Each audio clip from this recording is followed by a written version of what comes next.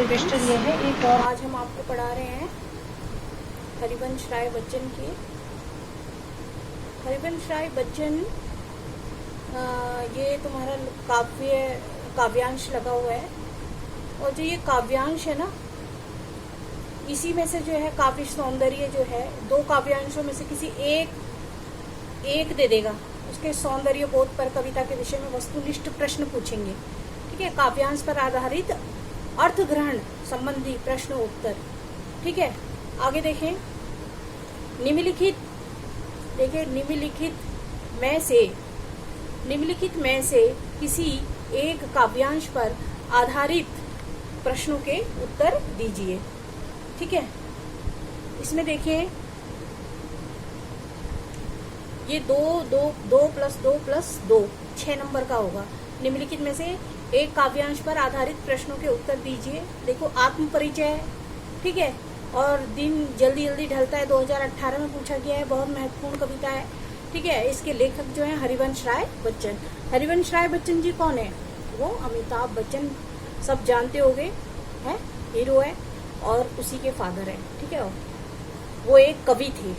ठीक है, अब देखेंगे इसमें। मैं स्नेही सुरा का पान किया करता हूँ, मैं स्नेह सुरा का पान किया करता हूँ, मैं कभी न जग का ध्यान किया करता हूँ। जग पूछ रहा उनको जो जग की गाते, मैं अपने मन का गान किया करता हूँ। आगे देखें। मैं स्नेह सुरा का पान किया करता हूँ, मैं कभी न जग का ध्यान किया करता हूँ। ठीक है, और जग पूछ रहा उनको जो जग की गाते, मैं अपने मन का गान किया करता हूँ। मैं निज उर के उद्गार लिए फिरता हूँ, मैं निज उर के उपहार लिए फिरता हूँ। अब जो ये है, यहाँ देखें, है यह अपूर्ण संसार न मुझको भाता, मैं स्वप्नों का संसार लिए फिरता हूँ। उत्तराखंड बोर्ड परीक्षा के लिए बहुत ही इम्पोर्टेंट क्वेश्चंस भी हैं, और ये काव्यांश इसमें से जरूर प्रश्न पूछा जाता है।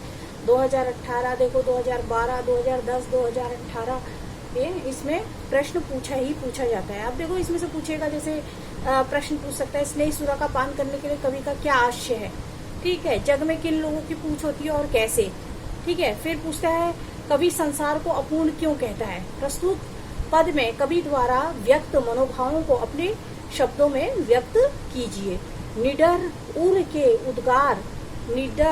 के उद्गार व उपहार से कवि का क्या आशय हो सकता है, संक्षेप में बताइए। और कवि के स्वप्न का संसार अपनी कल्पना में कैसा हो सकता है, संक्षेप में भाव व्यक्त कीजिए। इस तरह से जो है प्रश्न पूछा जाएगा। देखो बच्चों, इसमें क्या कह रहा है वो, है ना। मैं स्नेह सुरा का पान किया करता हूँ, मैं कभी न जग का ध्यान किया करता हूँ। जब पूछ रहा है उनको जो जग की गाते, मैं अपने मन का गान किया करता हूँ। इसका जो अर्थ है ना, वो भी इसी में आएगा। देखो, कवि जो है मस्त रहता है। देखो, पहले ही प्रश्न का उत्तर देखो, स्नेही सुरा का पान करने से कवि का आशय क्या है। उसे प्रेम की मादकता का उपभोग करना अच्छा लगता है।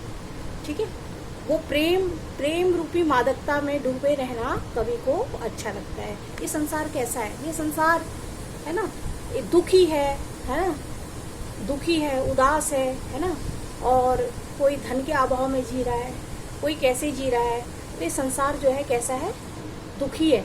तो कवि ऐसा नहीं करता, वो दुखी नहीं होता। मैं स्नेह सुरा का पान किया करता हूँ, स्नेह रूपी मदिरा, ठीक है, उसका पान करता हूँ। मैं कभी जग के बारे में नहीं सोचता, जग का ध्यान, मैं कभी ना जग का ध्यान किया करता हूँ। जग पूछ रहा उनको जो जग की गाते, मैं तो अपने मन का गान, जो ये मेरे मुंह से जो कविता निकलती है, ये मैं इसका जो गान है वो मेरे मन से निकलता है, मेरी आत्मा से निकलता है। मैं निज उर के उद्गार लिए फिरता हूँ, मेरे मन में जो निज उर है, मेरे हृदय है, मैं उसके अपने विचार लिए फिरता हूँ। मैं निज उर के उपहार लिए फिरता हूँ। ये अपूर्ण जो संसार है, मैं निज उर के अपने जो मेरे हृदय में प्रेम रूपी मदिरा है, प्रेम है, उसको उपहार के तौर पे लिए फिरता हूँ। ठीक है, यह अपूर्ण संसार न मुझको भाता, मैं स्वप्नों का संसार लिए फिरता हूँ। है, मेरा जो संसार है, ये संसार कैसा है, दुखी है, लोग दुखी हैं, उदास हैं, और उस चीज पे विश्वास कर रहे हैं जो कि विश्वास लायक नहीं है। तो पहला प्रश्न जैसे स्नेहसुरा का आश्रय करने से कवि का क्या आशय है, तो इसका मैंने बता दिया। दूसरा, जग में किन लोगों की पूछ होती है, 2010 और 2018 में पूछा है। जग में, यहाँ देखें, जग में उसी की पूछ होती है जो उसकी परंपराओं और मान्यताओं के अनुरूप जीवन व्यतीत करता है। यानी जो पुराने समय से चला आ रहा है उसी मान्यताओं को क्या करता है, उसी परंपराओं को, उसी मान्यताओं को लेके चलता है वो। ठीक है, यह सांसारिक विषय भोगों में लिप्त रहता है।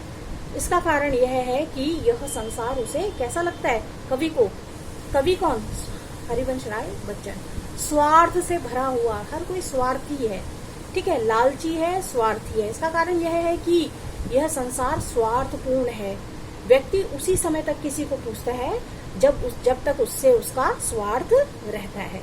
इस कविता से हमें वो समझा रहे हैं। कौन समझा रहे हैं, कवि समझा रहे हैं। फिर तीसरा प्रश्न देखो, कवि को संसार अपूर्ण क्यों लगता है। तीसरा प्रश्न देखो, कवि को संसार अपूर्ण क्यों लगता है। कवि को संसार अभावग्रस्त पाता है। ठीक है, कवि जो है संसार को कैसा करता है, अभाव पाता है उसमें। विशेषकर उसके लिए कोई स्नेह से यह संसार खाली ही है, किसी के पास स्नेह नहीं है। ठीक है, इसलिए वह इस संसार को अपूर्ण कहता है, क्योंकि इसमें समस्याएं भरी हुई है। सब अपनी अपनी समस्याओं से क्या कर रहे हैं, जूझ रहे हैं, दुखी हैं। ठीक है, इसलिए कवि को ये संसार अपूर्ण लगता है। कहता है ना वो, है यह अपूर्ण संसार न मुझको भाता, मैं स्वप्नों का संसार लिए फिरता हूँ, मैं अपने स्वप्नों का संसार लिए फिरता हूँ। ठीक है, और कवि कह रहा है। ठीक है, आगे देखे बच्चों, आगे देखो, प्रस्तुत पद में कवि द्वारा व्यक्त मनोभावों को अपने शब्दों में व्यक्त कीजिए। 2012 में पूछा है। फिर देखेंगे हम इसे, घ देखेंगे, कवि द्वारा व्यक्त मनोभाव। कवि कहता है कि मैं अपनी कविता द्वारा अपने हृदय के भावों को सारे संसार के सामने अभिव्यक्त करता फिरता हूँ। कवि क्या करता है, कवि का हृदय कैसा है? निष्कपट है और लोगों के लिए क्या है, प्रेम है ना। तो वो लोगों के लिए प्रेम लेके फिरता है ना, हृदय में प्रेम लेके फिरता है। कवि कहता है कि मैं अपनी कविता के द्वारा अपने हृदय के भावों को सारे संसार के सामने अभिव्यक्त करता फिरता हूँ। मैं अपनी कविता में जो कुछ कहता हूँ वह एक प्रकार से संसार के लिए उपहार के समान है। अर्थात मैं अपनी कविता में इस संसार के कल्याण की कामना करता हूँ। ठीक है बच्चों, देखो कवि क्या कर रहा है, कवि कह रहा है अपने मनोभावों को व्यक्त करता है। कवि कहता है मैं अपनी कविता द्वारा अपने हृदय के भावों को सारे संसार के सामने व्यक्त करता हूँ। जो भी मेरे मन में भाव हैं मैं उसको सारे संसार के सामने व्यक्त करता हूँ। वो निष्कपट है, ठीक है, वो स्वार्थ से परे हैं। मैं अपनी कविता में जो कुछ भी कहता हूँ वह एक संसार के लिए क्या है, एक उपहार है, एक उपहार के समान है। अर्थात मैं अपनी कविता में इस संसार के कल्याण की कामना करता हूँ, जो कि यहाँ पे लोग नहीं करते, कल्याण की कामना नहीं करते। इससे बढ़कर किसी के लिए कवि का क्या उपहार हो सकता है। यह संसार अधूरा है, इसमें सर्वत्र अभाव ही अभाव दृष्टिगत होते हैं, प्रेम तो मानो इसमें है ही नहीं। इसलिए मुझे यह संसार अच्छा नहीं लगता। कौन कह रहा है, कवि कह रहा है। मैं इस संसार में जिन अभावों को देखता हूँ उनका अपनी कल्पना लोक में उपभोग करके आनंद का अनुभव करता हूँ। अर्थात मैं अपनी कल्पना में उस संसार को देखता हूँ जहाँ पे अभाव नहीं है, लोग आनंद में है, प्रेम में है। ठीक है, उस प्रकार के आनंद का मैं अपनी कल्पना लोक में उपभोग करता हूँ। कौन कह रहा है, कवि कह रहा है। मैं अपनी कविता में अपने तथा जनसाधारण के सपनों को साकार करने का प्रयत्न करता हूँ, जिससे कि अभावग्रस्त इस दुखी संसार में का दुख कम हो सके। ठीक है, कवि कह रहा है कि जिससे कि इस संसार में है ना दुख कम हो सके, वो लोगों की क्या करना चाहता है, मदद करना चाहता है। आगे देखिए, निज उर के उद्गार व उपहार से कवि का क्या आशय हो सकता है, संक्षेप में बताइए। निम्न उर के उद्गार व उपहार से कवि का क्या आशय हो सकता है संक्षेप में बताइए। 2012 में पूछा गया है। आगे देखेंगे, इसी में देखेंगे बच्चों, अगर नहीं समझ में आएगा तो आप पूछ लेना। ठीक है, पूछ लेना। निज उर के, थोड़ा कठिन पाठ है और काव्यांश है, ठीक है। निज उर के उद्गार, हमारे हृदय में कुछ भाव रहते हैं, हर मनुष्य के उर में रहते हैं, उर मतलब हृदय में रहते हैं, ठीक है। और कवि का आशय अपने मन और कल्पना में देश तथा संसार के कल्याण की भावना से निहित है। कवि का जो मन है उसमें क्या है, उसकी कल्पना में क्या है, देश का कल्याण है, संसार का कल्याण है। तो एक प्रकार का क्या है, उपहार है। उपहार से क्या आशय है कि कवि के जो कविता लिखता है ना, उसमें विश्व कल्याण की भावना है, ठीक है बच्चों, विश्व कल्याण की भावना है। यह संसार के लिए किसी सर्वोत्तम उपहार से कम नहीं है, क्योंकि संसार के लोग तो ऐसे सोचते ही नहीं है। वो तो साधारण सी बात कि मेरा अपनी स्वार्थ सिद्धि में लगे हुए हैं, कि चाहे इसके लिए मुझे कुछ भी करना पड़े, अपनी स्वार्थ सिद्धि कर रहे हैं। लेकिन कवि ऐसा नहीं कर रहा है बच्चों। इसीलिए देखें, देखें, कवि के स्वप्न का संसार आपकी कल्पना में कैसे हो सकता है। संक्षेप में भाव व्यक्त कीजिए। 2012 में पूछा है। आखिरी में देखें इसमें कवि ने स्वप्न का संसार सब प्रकार से परिपूर्ण होगा। कवि के स्वप्न का संसार सब प्रकार के परिपूर्ण होगा। उसमें ना किसी वस्तु का अभाव होगा, ना किसी को कोई दुख होगा, सब और सुख और शांति का साम्राज्य होगा। ऐसा जो है कवि इस प्रकार के लोक की कल्पना कर रहा है। आगे देखें बच्चों, जो है ना प्रश्न देखो, इसमें जो कह रहा है ना कवि, निज उर के उद्गार व उपहार से कवि का क्या आशय हो सकता है, संक्षेप में बताइए। है अंगा प्रश्न है ना, इसको देखो।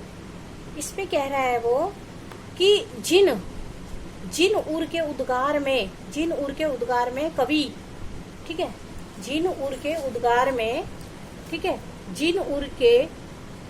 उद्गार में कवि का आशय अपने मन और कल्पना में देश तथा संसार के कल्याण की भावना से है, ठीक है। संसार के इस प्रकार उपहार से आशय है कि कवि की कविता में यदि विश्व कल्याण की भावना निहित है तो यह संसार के लिए किसी सर्वोत्तम उपहार से कम नहीं है, ठीक है। आगे देखें, आगे जो एक लास्ट प्रश्न को देखेंगे आप, है ना, है कवि के स्वप्न का संसार आपकी कल्पना में कैसा हो सकता है, संक्षेप में भाव व्यक्त कीजिए। 2012 में पूछा है।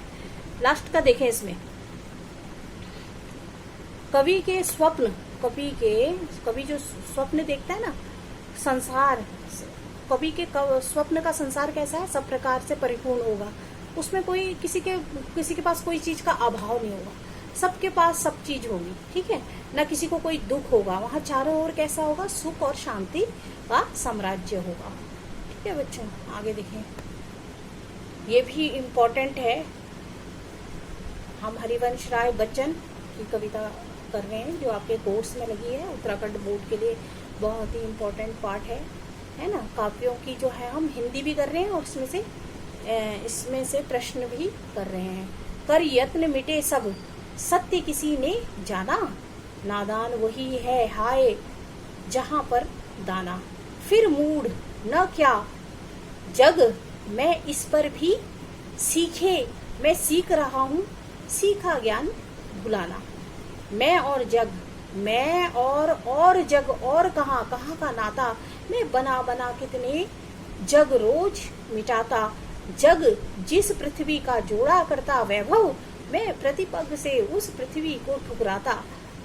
देखो 2016 में पूछा, मैं निज रुदन में राग लिए फिरता हूँ, शीतल वाणी के मैं आग लिए फिरता हूँ। हो जिस पर भूपों के प्रसाद निछावर, मैं वह खंडर का भाग लिए फिरता हूँ। इसमें देखेंगे, इसमें देखो प्रश्न बनता है जैसे कि नादान वही हाय जहां पर दाना। कवि ने ऐसा क्यों कहा, 2016 में पूछा है ये, ठीक है। कवि ने ऐसा क्यों कहा, देखो नादान वही हाय जहां पर दाना। कवि ने ऐसा इसलिए कहा क्योंकि संसार में लिप्त नादान लोग नहीं समझ पाते कि यह संसार कैसा है, झूठा है, ये क्षणभंगुर है, ठीक है, ये क्षणभंगुर है, असत्य है। अतः अंततः इसी में लिप्त रहना व्यर्थ है ना। इसी में लिप्त रहते हैं लोग, इसी को सच्चा सुख मान लेते हैं, ठीक है, इसको वो कवि क्या कह रहा है, नादान वही। वो लोग कैसे हैं, नादान है, नादान है वो, हाय जहां पर दाना। वो सोचते हैं यहीं पे सब सुख सुविधाएं सब कुछ है, ये संसार लेकिन क्षणभंगुर है। ठीक है, आगे देखो, कवि ने संसार को मूढ़ क्यों कहा, 2016 में पूछा है। कवि ने संसार को मूढ़ क्यों कहा? कवि ने संसार को मूढ़ इसलिए कहा क्योंकि इसमें प्रत्येक अज्ञानी प्राणी यह जानते हुए भी कि सत्य को जानने के लिए प्रयत्नशील है कि ज्ञान प्राप्त किए बिना सत्य को नहीं जाना जा सकता। जब तक हम ज्ञान नहीं प्राप्त करेंगे तब तक हम सत्य को जान नहीं सकेंगे। इसलिए हमें हमारी खोज क्या होनी चाहिए? कवि ने इसीलिए संसार को मूढ़ कह दिया, मूर्ख कह दिया। क्यों? क्योंकि वो सत्य को जानने का इच्छुक बिल्कुल भी नहीं है, इसी संसार में लिप्त रहना चाहता है, भोग विलास में। कवि और संसार में कोई नाता क्यों नहीं है? क्यों नहीं है? संसार में नाता क्यों नहीं है? देखिए, कवि और संसार में नाता इसलिए नहीं है क्योंकि संसार के लोगों का सिद्धांत क्या होता है, किसी प्रकार से धन संपत्ति जुटा लेते हैं वो, और फिर भोग विलास के साधन जुटाना चाहते हैं, है ना। जबकि कवि को धन संपत्ति से कोई ज्यादा खास मोह नहीं है। वो तो ईश्वर रूपी स्वप्नों का संसार लिए फिरता है कवि और संसार में नाता क्यों नहीं है? अथवा ये भी पूछ सकता है, कवि जग से नाते का निषेध क्यों करता है? 2017 में अलग तरह से भी पूछ सकता है, उत्तर यही होगा। फिर देखें, देखें, कवि सारे जग में स्वयं को पृथक करता है, क्यों? 2009 में। अथवा इस तरह से किस रूप में और कैसे स्वयं को जग से पृथक बनाता है? किस रूप में और कैसे स्वयं को पृथक बनाता है? देखें, कवि सारे संसार में स्वयं को पृथक मतलब अलग करता है। कवि सारे जग में स्वयं को अलग करता है क्योंकि उसके जीवन सिद्धांत संसार के अन्य लोगों से सब प्रकार से भिन्न है। वो अलग तरह से सोचता है, उसके जीवन सिद्धांत भिन्न ही नहीं बल्कि बिल्कुल विपरीत भी हैं। संसार के लोगों का सिद्धांत क्या है? ज्यादा से ज्यादा धन कमाना, है ना, भोग विलास करना, है सुख सुविधाओं की साधन जुटाना, ये है साधारण लोगों के काम। किसी प्रकार की धन संपत्ति जुटा ले, चाहे चोरी से करें चाहे कैसे भी करें, बस पैसा आ जाए, भोग विलास भी करें और साधन जुटाना, इसी में पूरी जीवन वो जो है अपना लगा देते हैं। ठीक है, अपना जीवन पूरा के पूरा इसी में लगा देते हैं। जबकि कवि को धन संपत्ति से कोई मोह नहीं है। आगे देखेंगे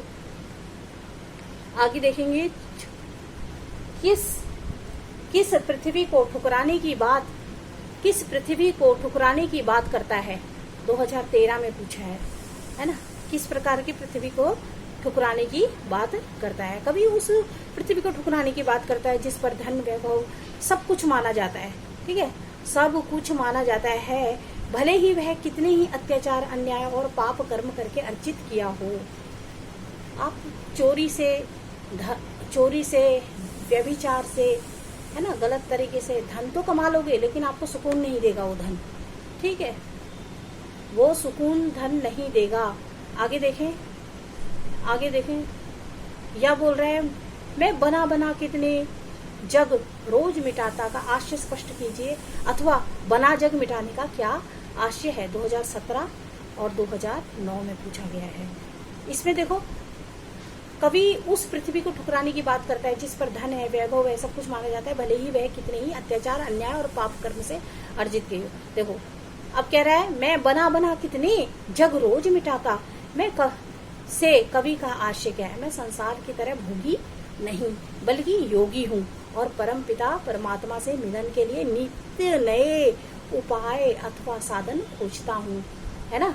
किंतु उनको मिलन में अक्षम जानकर उनका सदैव के लिए परित्याग कर देता हूँ। संसार के अन्य लोगों की भांति मेरे सामने भी धन वैभव के अर्जन और भोग विलास के अवसर नित्य प्रतिदिन आते ही रहते हैं। मैं उनके विषय में विचार करता हूँ और उन्हें निरर्थक जानकर उनका इस प्रकार से परित्याग करता हूँ मानो उनका कोई अस्तित्व ही नहीं है। बिल्कुल सही बात है? धन वैभव ये सब कुछ नष्ट होने वाली चीज है और मनुष्य आज इसी के पीछे भाग रहा है। ठीक है, वो भाग रहा है इसी के पीछे। उसे शांति और सुकून नहीं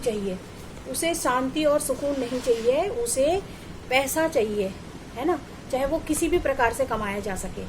लेकिन असली सुख पैसे में भी नहीं है, ठीक है ना। असली सुख किस में है? संतोष में है, ठीक है।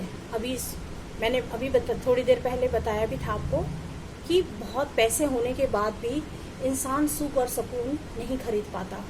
क्यों? सुजान सिंह का भी उदाहरण दिया है, उसके पास पैसा भी था, सब चीज़ था, लेकिन फिर भी उसने फांसी खा ली। क्या चीज़ की कमी थी उसके पास? किसी चीज़ की कोई कमी नहीं थी।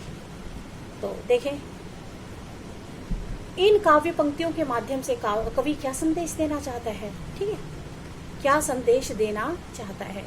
देखो, इन काव्य पंक्तियों से कवि भोग विलास में जो लिप्त हैं लोग या डूबे रहते हैं, है ना, उन्हें तप त्याग का जीवन जीने का संदेश देना चाहता है, ठीक है। त्याग और तप का संदेश देना चाहता है।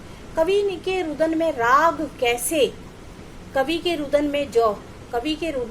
में राग कैसे, जो कवि क्योंकि अपने प्रियतम परमात्मा के विरह में रात दिन रोता है, किंतु उसे इस रोने में भी राग जैसा आनंद आता है, ठीक है।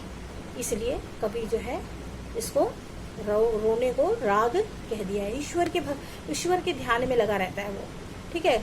कविता के खंडर का भाग किसे कहा है? 2013 में पूछा है, कविता के खंडर का भाग किसे कहा है?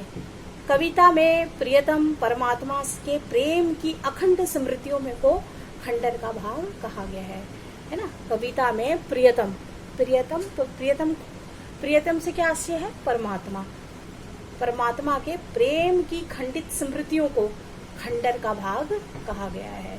प्रेम को जो है ना, परमात्मा के प्रेम को जो है, उसकी जो बार बार उसके स्वप्न में क्या आती है? यादें आती हैं। स्मृतियां मतलब याद आती है और उसके बाद वो फिर एकदम से मिट जाती है, उसी को खंडित हो जाती है, मिट जाती है, उसी को खंडर का भाग कह दिया है, ठीक है। इसमें कवि क्या है? साधारण मनुष्य जिस चीज में खुश होता है, साधारण मनुष्य किस चीज में खुश होता है? थोड़ा सा पैसा मिल जाए, मान मिल जाए, सम्मान मिल जाए, है ना, इसी चीज से खुश हो जाता है वो, है। लेकिन कवि का हृदय कैसा है? वो इन चीजों को निरर्थक मानता है। उसके जीवन में भी लोभ आते हैं, है ना, सब चीज आते हैं, पर वो इनको अपनी जिंदगी से हटा लेता है। वो परम पिता परमेश्वर, है ना, परमात्मा को ही सच्चा सुख उसी में खोजता है, ठीक है। मैं बना कितने जग रोज मिटाता, रोज मन में ख्याल आते हैं, लेकिन अंततः वो मिट जाते हैं और वो खंडर का भाग हो जाता है, ठीक है।